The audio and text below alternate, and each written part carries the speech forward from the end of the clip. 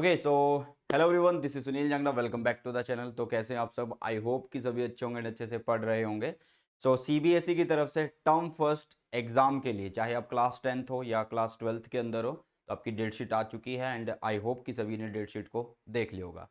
तो date sheet जैसे ही आई है उसके बाद इतने कमेंट आए हैं कि अब एक न्यू स्ट्रेटजी वीडियो हो जाए सर, अगले जितने भी दिन हमारे पास बचे हैं उनके लिए एक स्ट्रेटजी बना दो, हमें किस तरीके से पढ़ना चाहिए। तो आप लोगों की हेल्प के लिए ये एक स्ट्रेटजी वीडियो मैं लेके आया हूँ एंड मैं गारंटी के साथ बोल सकता हूँ अगर नेक्स्ट के जितने भी दिन बचे हुए हैं, मीन्स लगभग हम 30 दिन मान के चल रहे हैं, क्योंकि फेस्टिवल भी बहुत सारे आने वाले हैं आगे नवंबर के अंदर। ठीक है, दिवाली है, सब कुछ है और हर एक दिन बच्चे का मन भी नहीं करेगा पढ़ने का। तो सिर्फ और सिर्फ हम 30 दिन मान के चल रहे हैं। तो इन 30 दिनों के अंदर अगर आप इस स्ट्रेटेजी को फॉलो करते हो तो 101% आपके फुल मार्क्स आएंगे। लगभग लगभग आप 98% तक स्कोर कर सकते हैं। एंड कुछ कलाकार होंगे जो कमेंट करेंगे कि भाई ये अपनी व्यूज़ बना रहा है और 98% नहीं आ सकते 30 दिन के अंदर। तो भाई आएंगे अगर आप पढ़ोगे।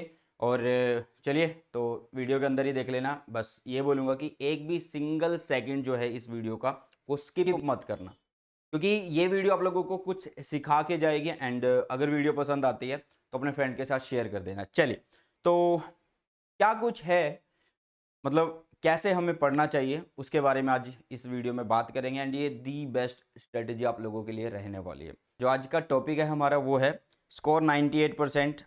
जो भी साइंस के बच्चे हैं, मीन्स जो भी मेडिकल एंड नॉन मेडिकल के अंदर है, क्लास 12th टर्म फर्स्ट के लिए एक ब्रह्मास्त्र स्ट्रेटेजी मैं आप लोगों के लिए आया हूँ। एंड ये ब्रह्मास्त्र स्ट्रेटेजी आप लोगों को चलानी है भाई। ठीक है, ब्रह्मास्त्र क्या होता है? किसी युद्ध में जब हम एक ऐसा तीर छोड़ते हैं, एक ऐसा शस्त्र यूज करते हैं कि जो सारे युद्ध को खत्म कर देता है, वही सीन है यहाँ पे भी कि आप लोगों को ये 30 दिन बहुत अच्छे से यूटिलाइज करना है। तो चलिए वीडियो को आगे बढ़ाते हैं। देखिए हमें करने हैं स्कोर 98%। तो आगे बढ़ने से पहले सबसे पहले एक बार थोड़ा सा डेट शीट को देख लेते हैं कि डेट शीट किस तरीके की आई है।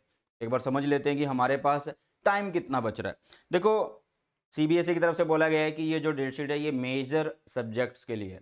तो भाई मेजर सब्जेक्ट ही हमारे पास होते हैं, लगभग स्किल सब्जेक्ट मतलब माइनर सब्जेक्ट होते हैं, जो कि स्कूल को अलग से डेट शीट भेज दी जाएगी। और मुझे नहीं लगता कि मतलब उन सब्जेक्ट के लिए आप लोगों को प्रॉब्लम आने वाली है। कई बच्चों के पास तो वो होंगे भी नहीं। ठीक है, सो 3 दिसंबर से सीबीएसई ने यहाँ पे क्या किया है, रखा है एग्ज़ाम को।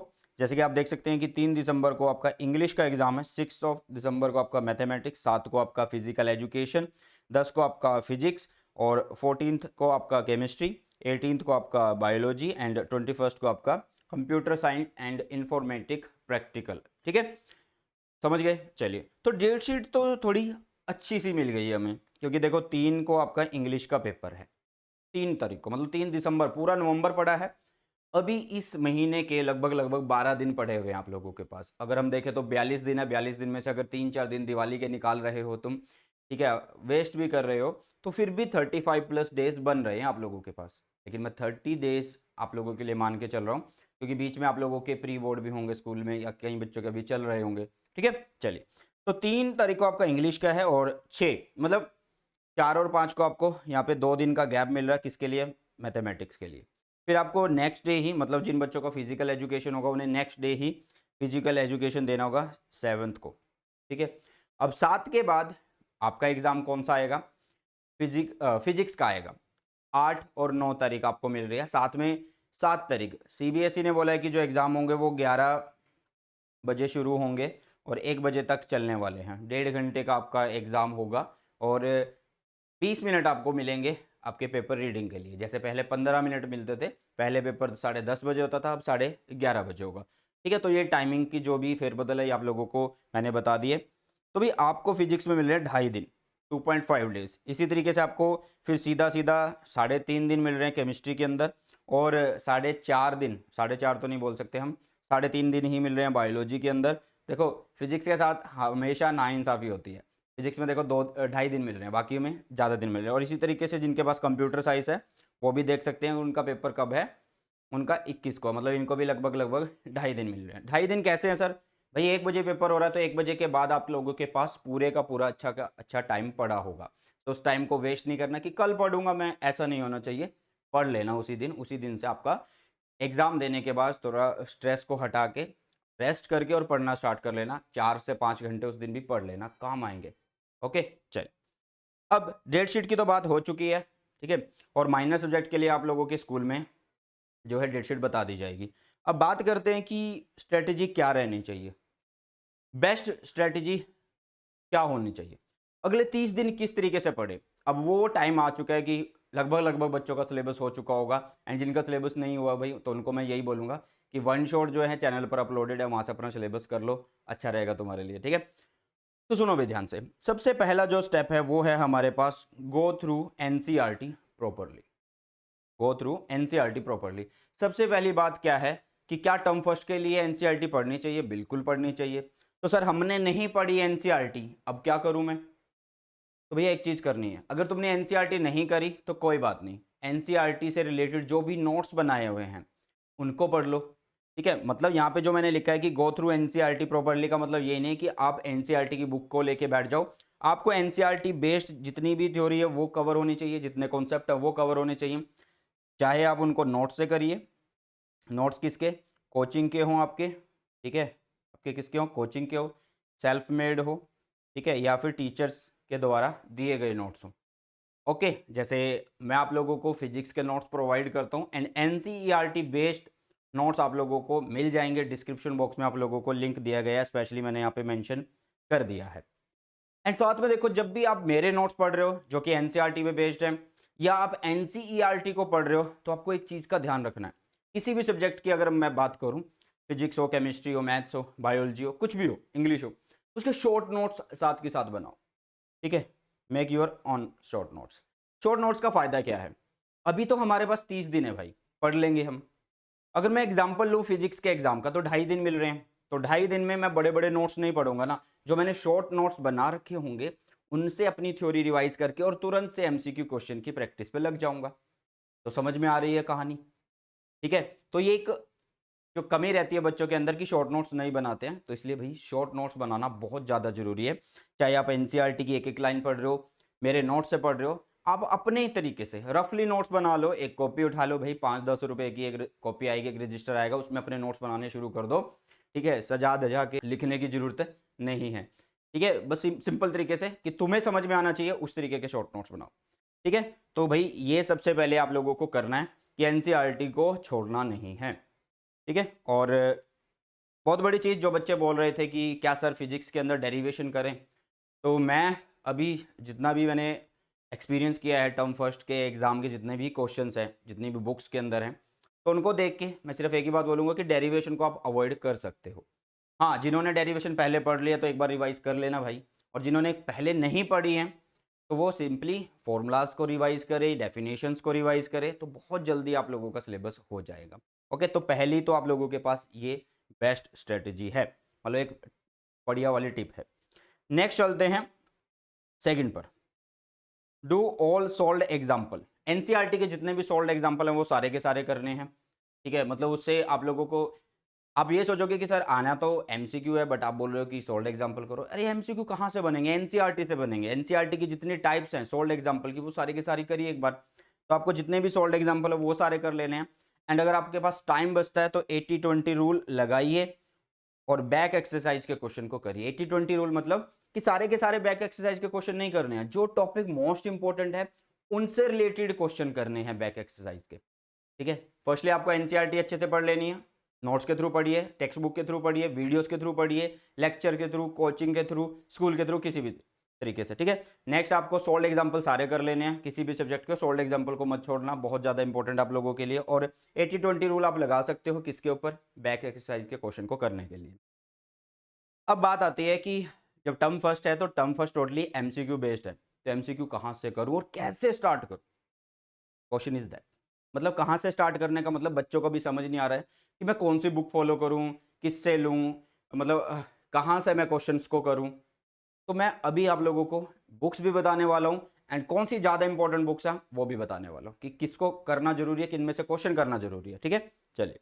तो एमसीक्यू आपको प्रैक्टिस करने हैं, जितना हो सके उतने ज़्यादा एमसीक्यू प्रैक्टिस करने हैं।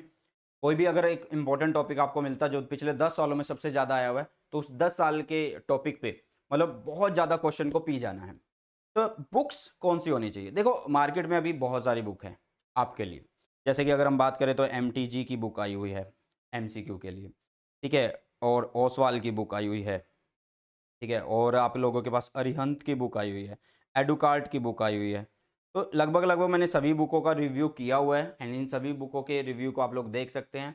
एंड मैं अगर तुम्हें पर्सनली बोलूँ कि कौन-सी बुक आप लोगों को करनी चाहिए, तो फर्स्ट नंबर पे जो आती है वो एमटीजी की बुक आती है। क्योंकि एमटीजी की जो बुक है वो थोड़ा नीट लेवल तक जाती है, ठीक है? बोर्ड से थोड़ा-सा ऊपर उठ के नीट लेवल तक। एंड भाई जब आप थोड़ा-सा मुश्किल की तैयारी करोगे, तो फिर तुम्हारे लिए चीज़ें आसान होगी।